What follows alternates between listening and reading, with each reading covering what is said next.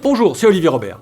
Aujourd'hui, je vais mettre en évidence une entreprise qui a innové autour de la petite enfance. Je vous présente Benjamin Banoun, qui a fondé le biberon français.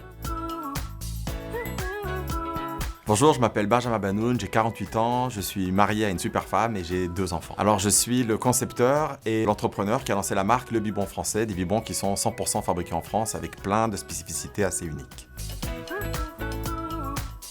Ça a été un voyage en Italie avec ma femme et mon premier enfant. On était hyper stressés, on a pris plein de biberons. Puis je me suis dit, c'est pas possible, on trimballe du vide. Donc une nuit d'insomnie, j'ai dessiné sur le calepin oui de mon fils les premiers biberons poupées russes qui ont bien évolué depuis. L'idée était de compacter l'espace et de réduire l'encombrement au maximum, chose faite aujourd'hui puisqu'on réduit de 70% l'espace avec un set de 3 biberons.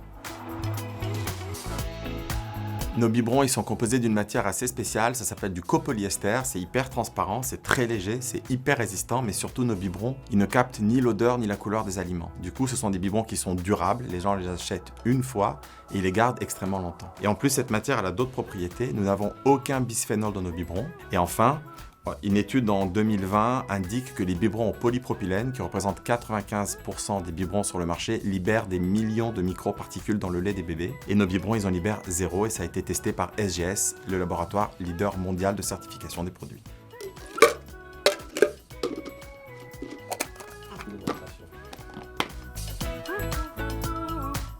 Nous avons démarré la commercialisation de nos biberons dans des boutiques concept store, leader d'opinion et aussi dans le department store. L'idée étant de marquer le produit comme étant un produit premium et la majorité des boutiques qui vendaient nos biberons n'avaient jamais vendu de biberons avant. Pourquoi? Parce que les biberons paraissaient avant un objet de périculture plutôt technique et utilitaire et nous avons réussi à en faire un objet hyper technique mais aussi lifestyle. Aujourd'hui, nous sommes vendus dans plus de 700 points de vente en France, dont 300 pharmacies. Alors nous avons aussi bien sûr un e-shop qui s'appelle lebiberonfrançais.fr qui se développe régulièrement.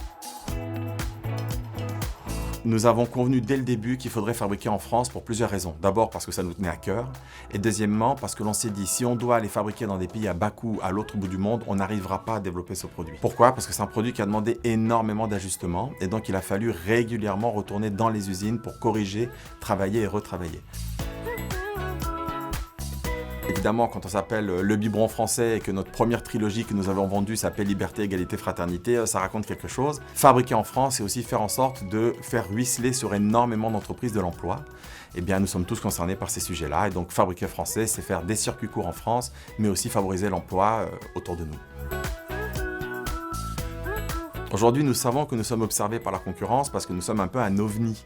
Nous avons proposé les biberons les plus grands du marché alors que tout le monde pensait que ça ne devait pas se faire. Nous utilisons une matière qui coûte 6 fois plus cher que le polypropylène, ce qui semble être une aberration pour les grands groupes, etc. Mais la réalité, c'est que ce trend autour des produits qui sont durables et réutilisable est quelque chose que le consommateur veut. Nos 3 critères sont, on le dit malheureusement en anglais, c'est reduce, reuse, recycle. Ça veut dire que l'on réduit la consommation, on achète moins, mais des produits qui vont durer beaucoup plus longtemps. Reuse, c'est-à-dire qu'on retrouve d'autres utilités et nous sommes en train de sortir des capuchons qui transforment nos biberons en pots de conservation et des capuchons gourdes pour transformer nos biberons en gourdes. Et puis enfin, en fin de vie, nos biberons, ils sont recyclables.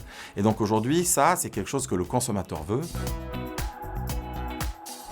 Alors oui, ça c'est un peu notre focus, c'est-à-dire d'innover, d'apporter des choses nouvelles et performantes et puis d'autres utilités aux produits. On pense que c'est ce que souhaite le consommateur, en tout cas moi en tant que consommateur, c'est ce que j'aimerais avoir. Il ne suffit pas de dire je fabrique français pour induire que le consommateur achète les produits.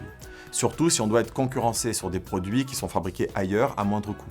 Donc fabriquer français, c'est presque aujourd'hui le corollaire de apporter de l'innovation et des choses nouvelles. Ça peut être sur la technicité des produits, ça peut être sur l'utilisation des matériaux, ça peut être autour de l'écologie, mais ça peut être aussi autour de l'image de la marque. La France est forte quand elle parle de luxe et nous aujourd'hui nous avons beaucoup de collaborations qui sont hyper intéressantes pour nous parce que c'est des très grosses sociétés françaises qui sont dans le luxe, qui viennent nous chercher pour faire des collabs avec elles et ça pour nous c'est inespéré. Effectivement, il y a un sujet autour du prix, ce sujet revient souvent et je pense qu'il faut faire la distinction entre le prix que l'on paye au départ et le prix d'usage. Nos biberons, ils coûtent en moyenne 15 €, les biberons de la concurrence, ils sont entre 11 et 12 €, donc il y a 3 € d'écart. C'est pas beaucoup en termes de portefeuille, mais quand même, ça représente une différence et donc il faut pouvoir la justifier. Étant donné que nos biberons, ils ne captent ni l'odeur ni la couleur des aliments et qu'ils peuvent passer autant de fois que l'on veut au lave-vaisselle, on les achète une fois, on les garde éternellement. Nous en sommes aujourd'hui à notre 4e année et il y a des parents qui utilisent nos flacons avec le 2e bébé. La seule chose qu'il faut changer, c'est la tétine parce que ça, c'est inconsommable. Bah évidemment, Les Bronzés, c'est un film culte que j'ai vu et revu et revu. Et il y a quelque chose qui ne concerne pas les bébés, mais qui a concerné le fait que je me sois lancé dans l'entreprise, dans un domaine que je ne connaissais pas. Mais vas-y, fonce, oublie que tu n'as aucune chance. Sur un malentendu, ça peut toujours marcher. Et c'est ce qui s'est passé.